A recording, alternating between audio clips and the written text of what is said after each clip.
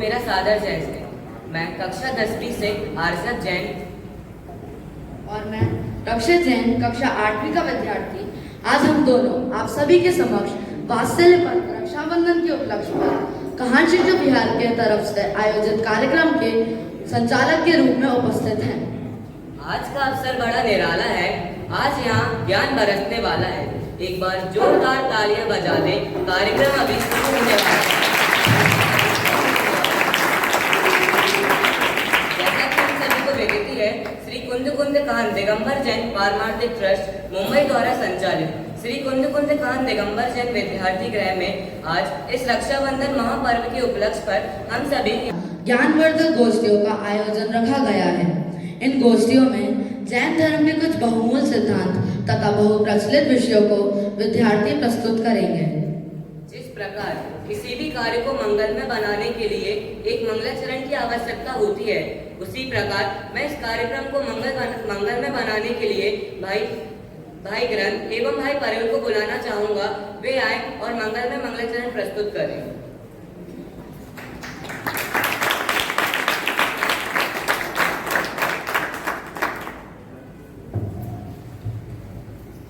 ओम नमः सत्यभ्यम। सभी मंगलाचरण के लिए सावधान हुए।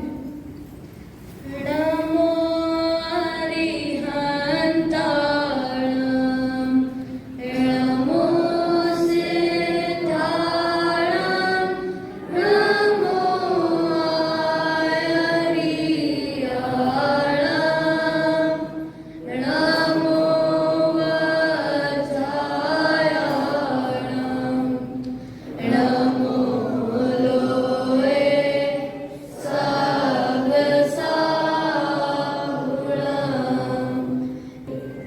जय अकंपनाचार्यादि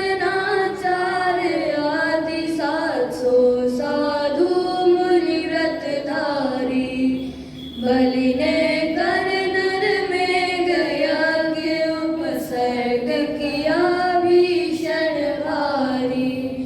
जय जय विष्णु कुमार महामुनि रिद्धि विक्रिया के धारी, किया शीघ्र उपसर्ग निवारण वात्सल्य करुणाधारी। जय जय जिनेन्द्र।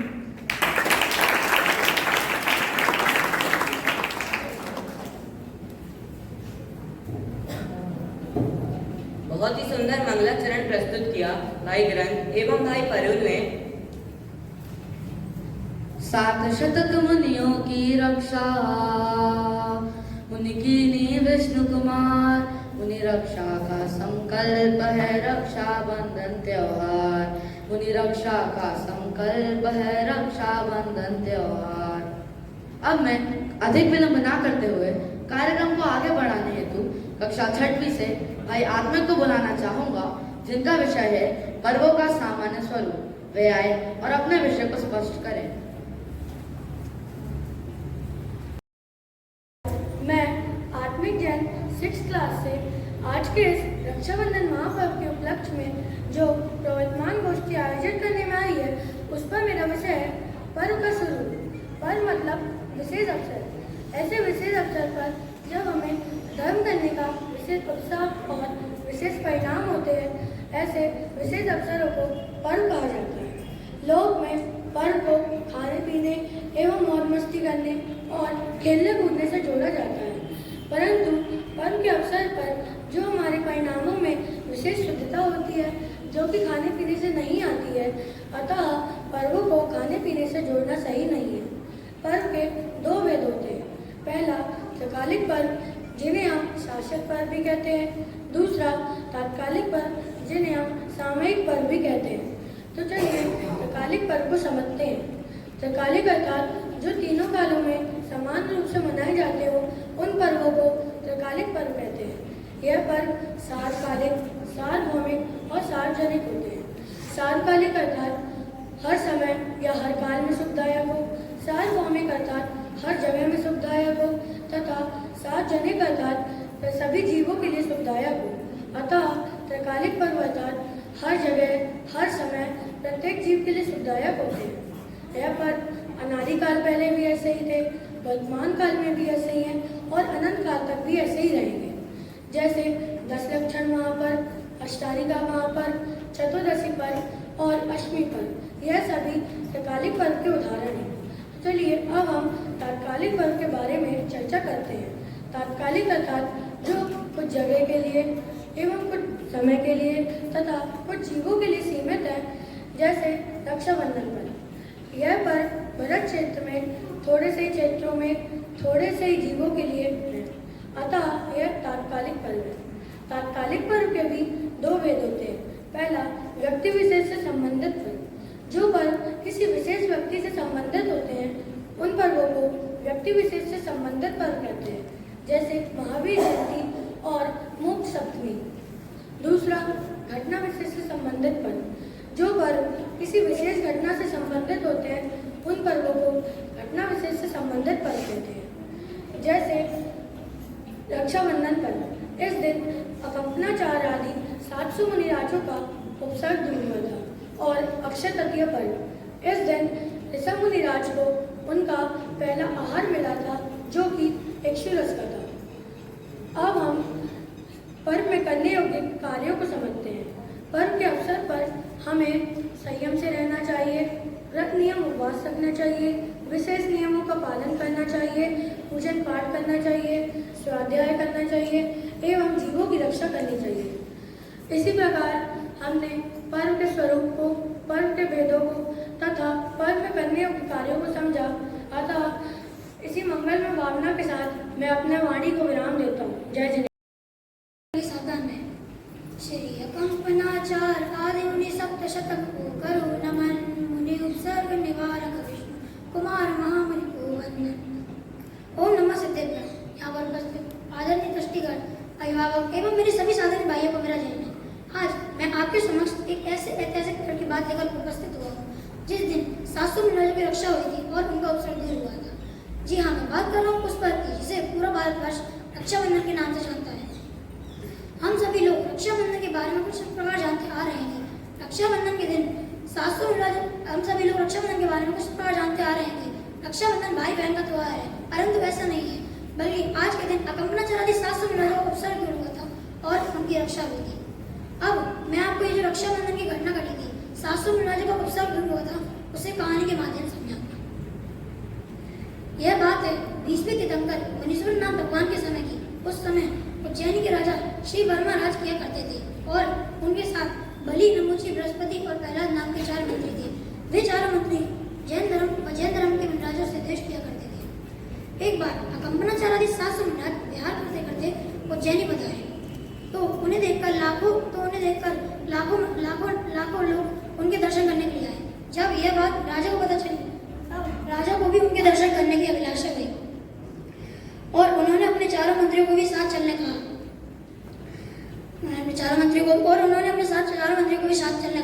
जब राजा वहां पहुंचे तब राजा ने मुनिराजों को वंदन किया, परंतु ज्ञान ध्यान में लीन मुनिराज तो मौन थे।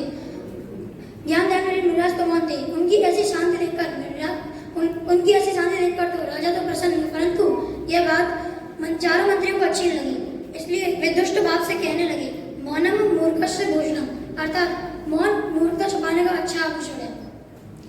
इसी प्रकार वे निंदा करते हुए जा रहे थे और सामने से सुसागर मुनिराज करने मिले। वे चारों मंत्री उन सुसागर मुनिराज के साथ वाद विवाद करने लगे और फिर वे चारों मंत्री वाद विवाद में हार जाने से इतने क्रोधित हो जाते हैं कि वे राजमहल जाकर एक योजना बनाते हैं कि रात में हम मुनिराज को मारेंगे। फिर रात्रि में जब वो चारों मंत्री जा रहे थे, रास्ते में उन्हें वही मुनिराज उसी जगह पर ध्यानस्थ मिले और उन मुनिराज को देखकर उन चारों मंत्रियों को क्रोध आया और उन्होंने अपनी तलवार एक साथ उठाई, परंतु देवताओं द्वारा उन्हें किल्लत कर दिया गया। जब सुबह हुई तब यह बात राजा को पता चली और राजा ने उन्हें गधे पर बिठाकर देश निकाला दे दिया।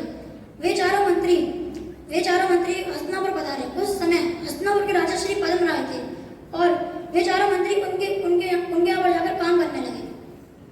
किसी काम के कारण उन चारों मंत्रियों को राजा ने मुंह मांगा वरदान दिया और फिर चारों मंत्रियों ने तब कहा, अभी इसकी कोई आवश्यकता नहीं है, जब इसकी आवश्यकता आवश्यकता हुई तब हम आपसे मांग लेंगे।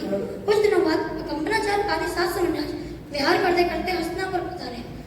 तब यह अवसर देखकर बलि नामक राजा ने राजा से 7 दिन के लिए राज्य मांग लिया और महाराज को उपसर्ग करना चाहा। राजा बलि जानता था कि जैन साधु घास पर नहीं चलते हैं, इसलिए जहाँ पर संग ठहरा था उसके चारों ओर राजा ने घास बो दी और धुआं जलाकर उन पर उपसर्ग किया। और जब 700 महाराजों को उपसर्ग हो रहा था तब राजा बलि इतना खुश हुआ कि उसने नगर वासियों को सबको किमिक्षित दान दिया। और ये सब बात एक शुल्लक जी ने सुन ली। एक शुल्लक जी ने अपने आचार्य से पूछा, ये जो कंपनाचार्य 700 महाराज पे उपसर्ग हो रहा है, इसको कोई इसको दूर नहीं कर सकता? कर सकता है तो कौन? फिर उनके आचार्य ने जवाब दिया कि इनकी विष्णु कुमार महाराज इन 700 महाराज को उपसर्ग दूर कर सकते हैं। उन्हें अन्य कृतियां प्रकट है, परंतु उन्हें इसकी खबर नहीं है, क्योंकि वे अपने आप ज्ञान ध्यान आत्मा में लीन है। ये बात सुनकर शुल्लक जी विष्णु कुमार महाराज के पास जाते हैं और उन्हें पूरी बात बताते हैं। विष्णु कुमार महाराज अपना एक हाथ ऊंचा करते हैं और वे सुमेरु पर्वत पर जाकर छिप जाता है।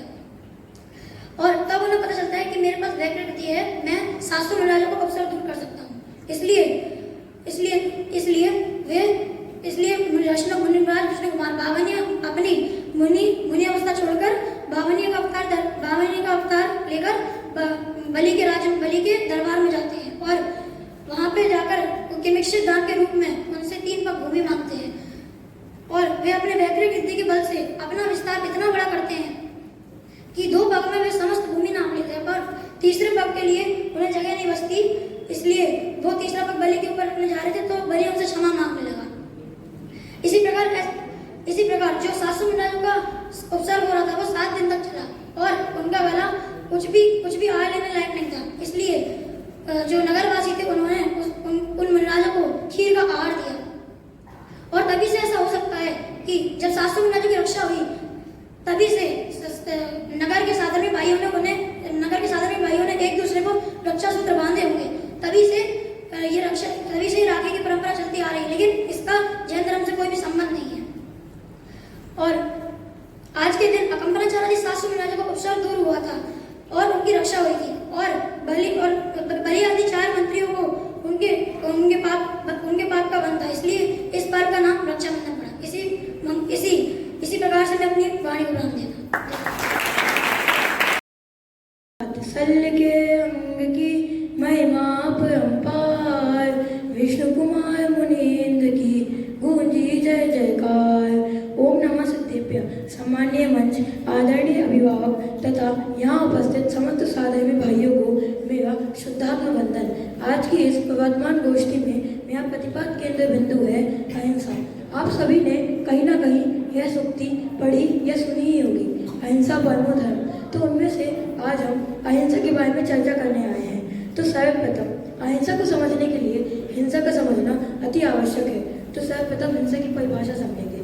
आप सभी ने बालबोध में पढ़ा ही होगा कि किसी जीव को मारना, सताना या उसका दिल दुखाना वही हिंसा होती है। इसके 2 प्रकार होते हैं, द्रव्य हिंसा और भाव हिंसा। द्रव्य हिंसा अर्थात 6 काय के जीवों की हिंसा करना वह द्रव्य हिंसा। भाव हिंसा अर्थात अपने अंतर में राग आदि विकारी भावों की उत्पत्ति होना वह भाव हिंसा। अगर और गहराई में देखें तो हिंसा के और 4 प्रकार होते हैं, संकल्पी हिंसा, आरंभी हिंसा, विरोधी हिंसा और उद्योगी हिंसा। संकल्पी हिंसा अर्थात प्रयोजन पूर्वक हिंसा करना वही संकल्पी हिंसा होती है। आरंभी हिंसा अर्थात गृहस्थ अवस्था में जो गृहस्थ कार्य होते हैं उनमें पूर्ण रूप अहिंसा वर्तते भी किंचित हिंसा होना वह आरंभी हिंसा होती है। उद्योगी हिंसा अर्थात व्यापार आदि कार्यों में पूर्ण अहिंसा वर्तते समय हिंसा हो जाना वही उद्योगी हिंसा होती है। और विरोधी हिंसा अर्थात अपने धर्म, तीर्थ क्षेत्र और परिवार पर आई हुई आपत्ति को टालने के लिए विरोधपूर्वक, अनिच्छापूर्वक की गई हिंसा विरोधी हिंसा होती है। इसे अच्छे से बताने के लिए आचार्य अमृत चंद्र देव अपने ग्रंथ पुरुषार्थी उपाय की 44वीं गाथा में लिखते हैं, आपराधुर्भावः खलु आगादिनां भवत्य हिंसेति तेषामेवोत्पत्तिः हिंसेति जनागमस्य संक्षेपः। इसका अर्थ कुछ इस प्रकार है कि अपने अंतर में रागादि भावों की उत्पत्ति होना वह हिंसा है, और उन भावों की उत्पत्ति नहीं होना वही अहिंसा है, और यही समस्त जनागमों का सार है। तो अब हम चलते हैं अपने अगले टॉपिक अहिंसा के ऊपर।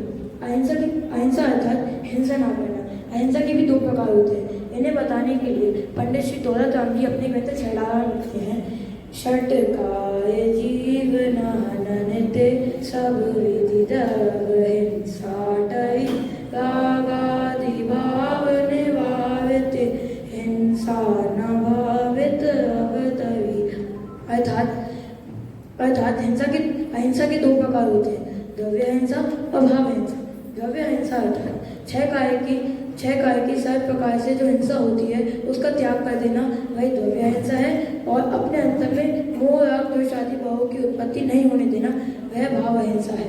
जब भी अहिंसा की चर्चा चलती है हम उसे प्राणी के प्राणघात ना होने पर ही घटित करते हैं, परंतु कुंद आचार्य देव अपने प्रवचन सार के पद्यानुवाद में लिखते हैं कि प्राणी मरे या ना मरे हिंसा यत्नाचार से तब बंद होता है वही जब रहे यत्नाचार से। तो इसका अर्थ कुछ इस प्रकार है कि किसी कार्य में असावधानी बरतना उससे हिंसा होती है, और सावधानी पूर्वक किसी कार्य को करना उससे अहिंसा होती है। तो जैसे इसे एक दृष्टांत के माध्यम से समझेंगे। जैसे पंच महावीर के धावी मुनिराज जब चलते हैं तब वे पूर्ण सावधानी बरतते हैं और उपयोग सहित चलते हैं, तब भी भूल पूर्वक उनके पैर के नीचे आके किसी जीव का घात हो जाए तो भी उस हिंसा का पाप उन्हें नहीं लगता है। और दूसरी तरफ देखें, जैसे हम और जो गृहस्थ होते हैं वह बातें करके असावधानी पूर्वक चल रहे हैं, तब भी किसी जीव का घात ना हो, तब भी हिंसा का पाप उन्हें लगेगा ही। और अगर एक और दृष्टांत के माध्यम से समझे तो जो अहिंद परमेष्टि हो प्रणालियों के हिसाब से देखा जाए तो सबसे ज़्यादा हिंसा अहिंद परमेष्टि को होती है, परंतु उसका पाप उन्हें नहीं लगता, क्योंकि जब वे 13वें गुण स्थान में होते हैं तब उन्हें औदार्यक शरीर होता है, और जब वे अहिंद बन जाते हैं तब उनका औदार्यक शरीर परम औदार्यक शरीर में परिवर्तित हो जाता है।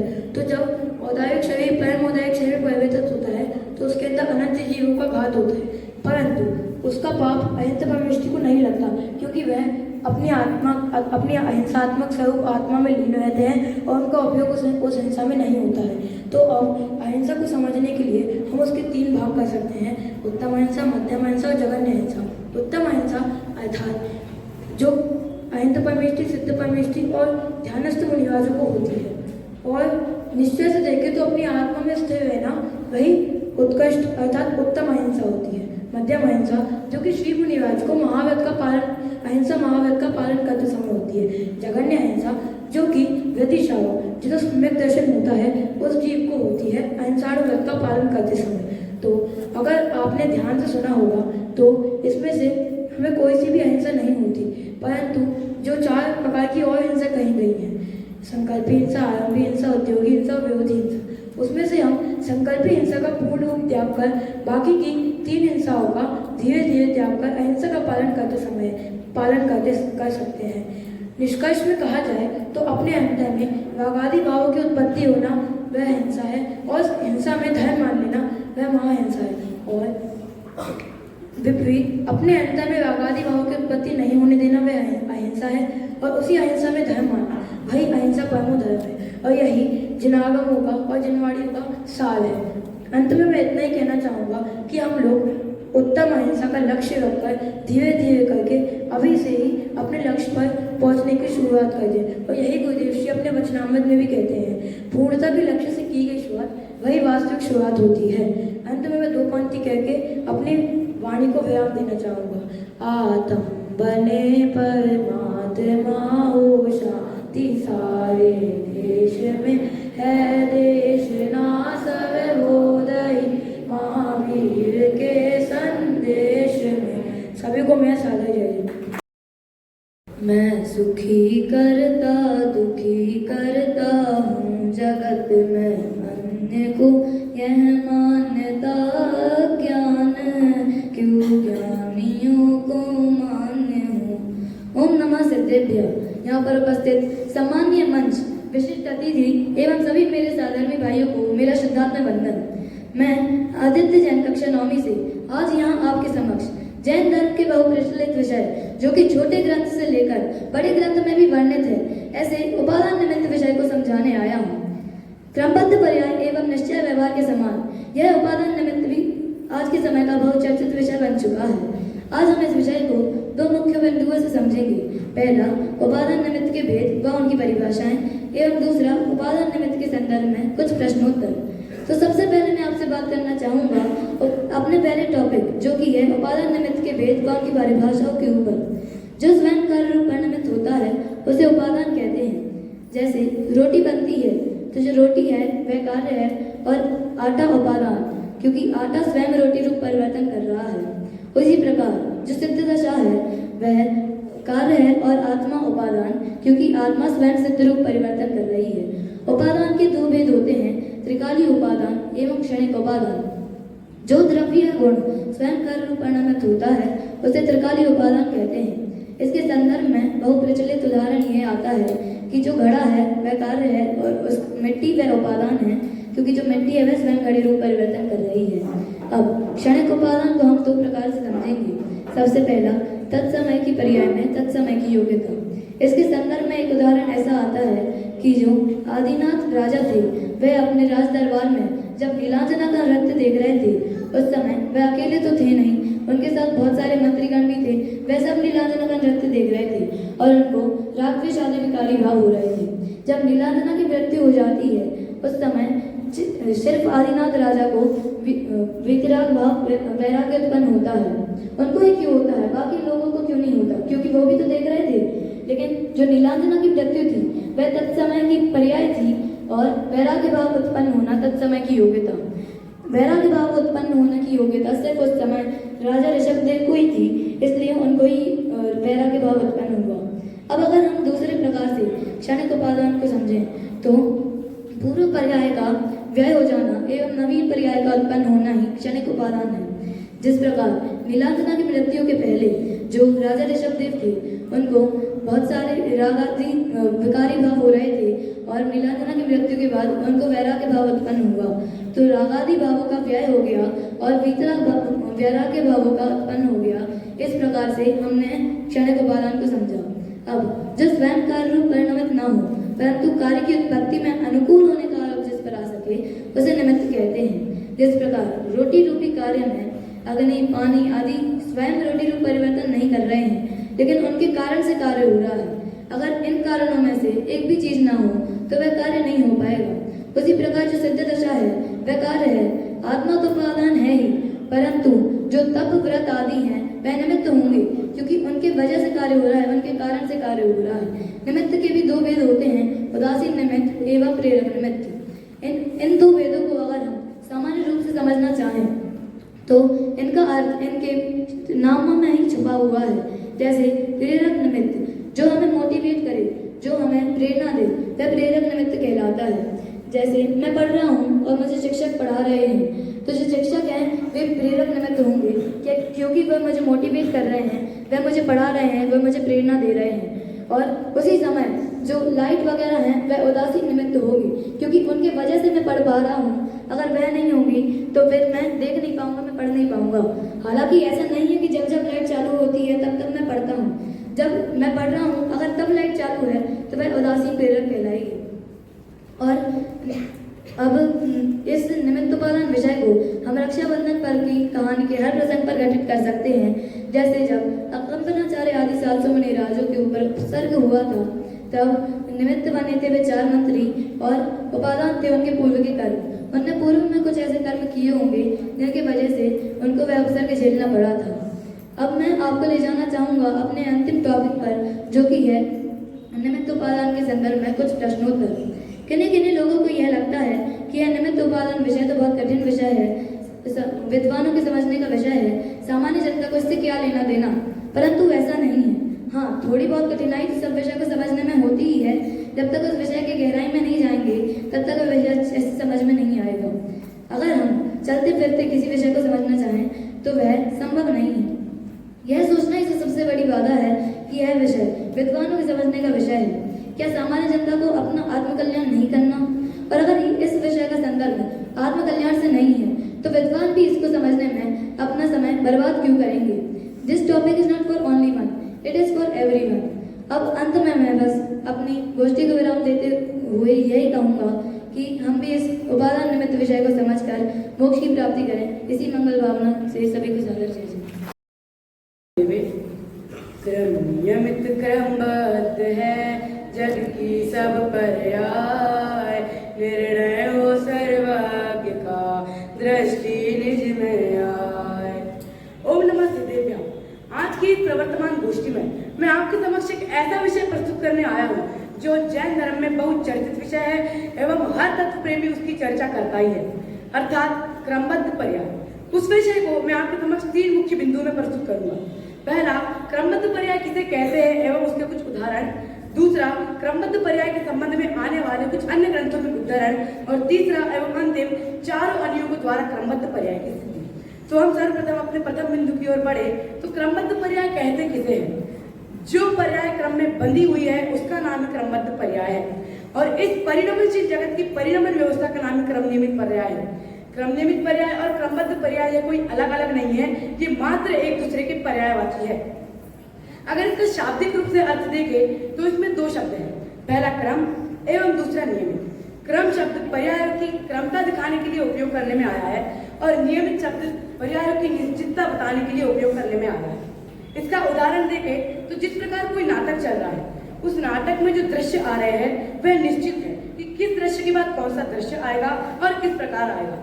उसी प्रकार सारी पर्याय भी निश्चित होती है कि किस पर्याय के बाद कौन सी पर्याय आएगी और किस प्रकार आएगी। इस समस्त विश्व की समस्त पर्याय, सभी द्रव्य, सारी चीजें क्रमबद्ध कही गई है। उसके लिए छोटे दादा, आदरणीय छोटे दादा अपनी सप्तशतक नामक पुस्तिका में लिखते हैं, पर्यायों के परिवर्तन की अद्भुत कथा निराली है, जिसे समझकर भवि जीवों की आंखें खुलने वाली है।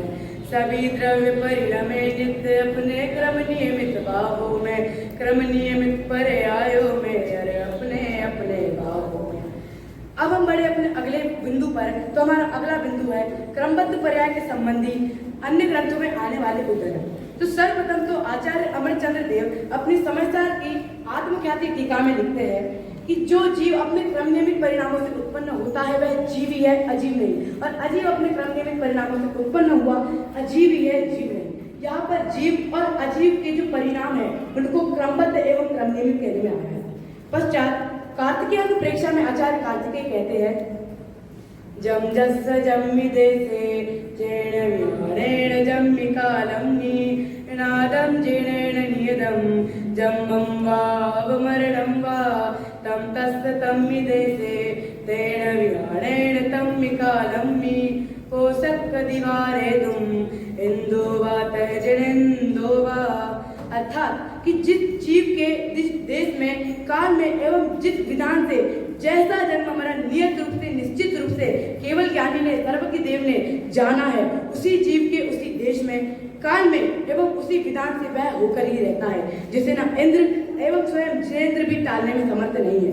पश्चात रत्नकरण श्रावकाचार में आचार्य समंतभद्र देव लिखते हैं, नमः श्री वर्धमानाय विदूत कलिलात्मने सालोकाना त्रिलोकाना यद विद्यादर्पणायते।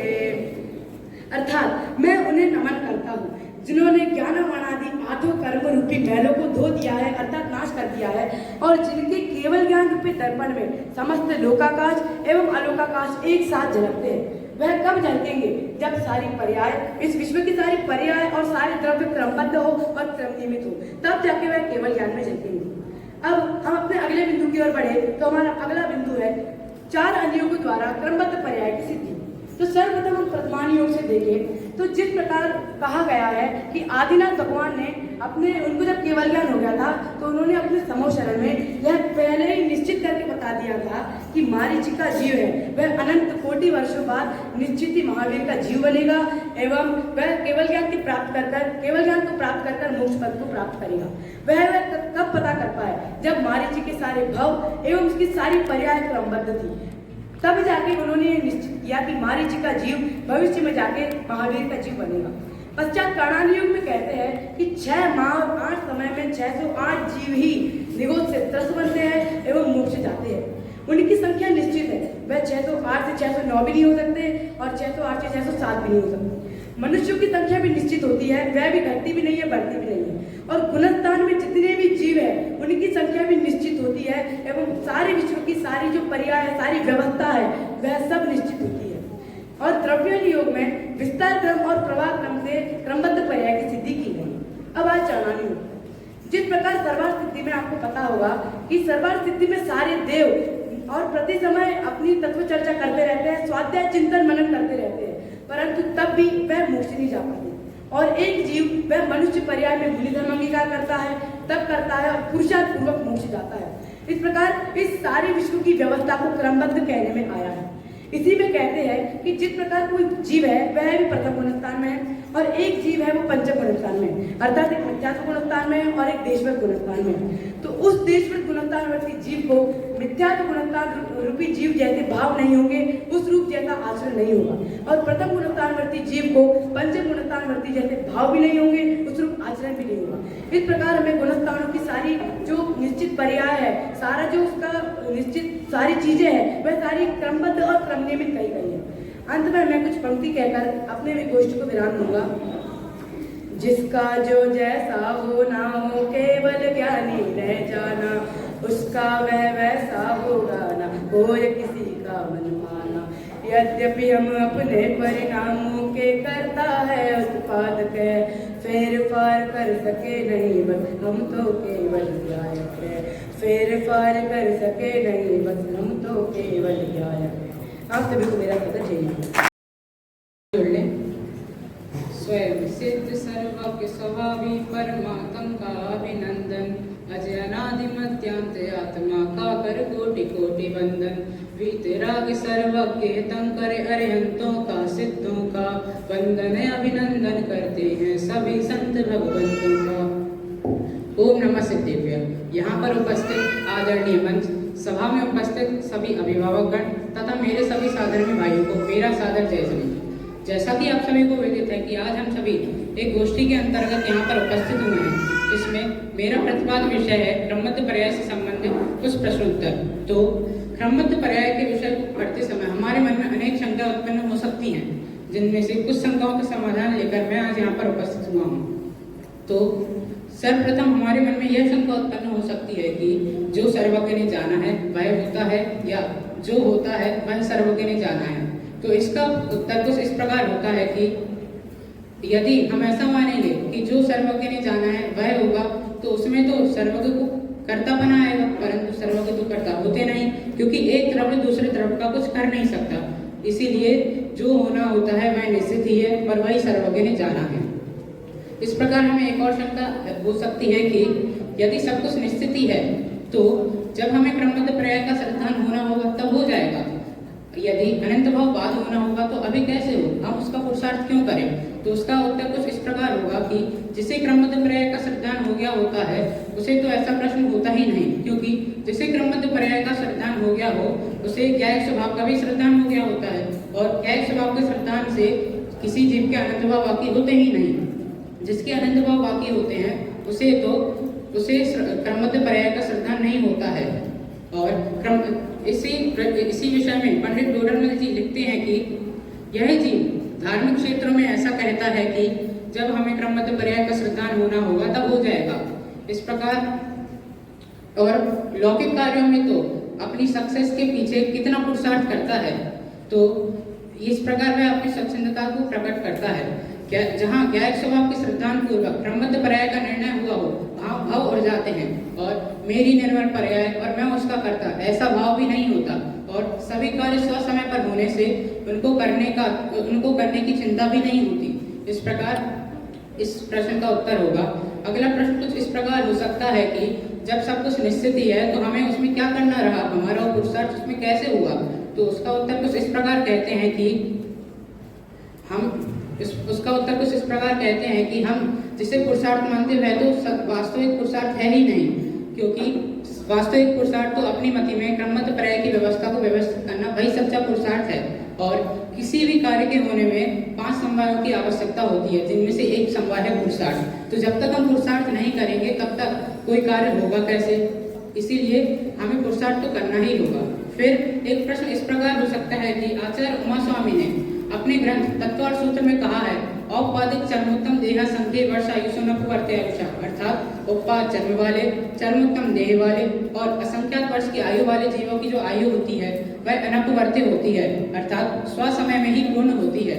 तो इससे तो यह शंका होगी कि इनके अलावा जो जीव हैं उनकी आयु अकाल मृत्यु भी हो सकती है, अर्थात अकाल में पूर्ण हो सकती है। तो जब क्रमबद्ध पर्याय में सब कुछ निश्चित ही है तो क्रमबद्ध पर्याय और अकाल मृत्यु दोनों का सामंजस्य कैसे होगा? तो उसका उत्तर कुछ इस प्रकार कहते हैं कि हमारी मान्यता में मनुष्यों की आयु 70 से 80 वर्ष है। तो यदि कोई जीव उस आयु को पूर्ण ना करके उसके पूर्व भी किसी निमित्त वर्ष मृत्यु को पाता है तो हम उसे अकाल मृत्यु कहते हैं। परंतु सर्वज्ञ ने तो जब उसकी आयु पूर्ण होनी चाहिए थी तभी पूर्ण हुई, उसके पूर्व पूर्ण नहीं हुई, तो वह अकाल मृत्यु नहीं स्वकाल मृत्यु ही हुई। जैसे हम जैनी हैं परंतु अजैनी नामक कोई पदार्थ नहीं होता, परंतु जब हम जैनों के अलावा बाकी सभी जीवों की मुख्यता से कथन करते हैं तब हम उन्हें अजैनी कहते हैं। उसी प्रकार स्वकाल मृत्यु तो होती है परंतु अकाल मृत्यु कुछ नहीं होती। जब हम काल समवाय को छोड़कर बाकी 4 समवाय की मुक्ता से कथन को ग्रहण करते हैं तब हम उसे अकाल मृत्यु मानते हैं। वास्तविक में तो अकाल मृत्यु जैसा कुछ होता नहीं। पश्चात हमें ऐसी शंका हो सकती है कि हम क्रमबद्ध पर्याय का निर्णय क्यों करें, उससे क्या सिद्ध होता है? तो उसके उत्तर में कहते हैं कि सर्वप्रथम तो क्रमबद्ध पर्याय से सर्वज्ञता की सिद्धि होती है, क्योंकि जब तक हम ऐसा नहीं जानेंगे कि जो होना है वह निश्चित ही है, जो होता है वह सब कुछ निश्चित ही है, तो सर्वज्ञ ने जो जाना उस पर हमें शंका होगी। क्योंकि सर्वज्ञ तो भूत, वर्तमान और भविष्य तीनों कालों का एक साथ जानते हैं। तो भूत में जो हो गया है, वर्तमान में जो हो रहा है और भविष्य में जो होना है वह सब कुछ निश्चित होना पड़ेगा। तो जब तक हम क्रमबद्ध पर्याय का श्रद्धान नहीं करेंगे तब तक हमें सर्वज्ञता का भी श्रद्धान नहीं होगा। पश्चात क्रमबद्ध पर्याय से अकर्तापने की सिद्धि होती है, क्योंकि क्रमबद्ध पर्याय में कहा है जो जब होना होता है वह तभी होता है, उसे बिगाड़ने में कभी इंद्र, नरेंद्र, जिनेंद्र कोई भी सक्षम नहीं है। तो इसी प्रकार हमें क्रमबद्ध पर्याय से अकर्तापने की भी सिद्धि होती है। अब मैं अंत में बस इतना ही कहना चाहूंगा कि हम सभी भी क्रमबद्ध पर्याय और सर्वज्ञता का निर्णय करके हम सभी भी सिद्ध दशा को प्राप्त करें। इसी मंगल भावना से मैं अपनी वाणी को विराम दूंगा। जय जय।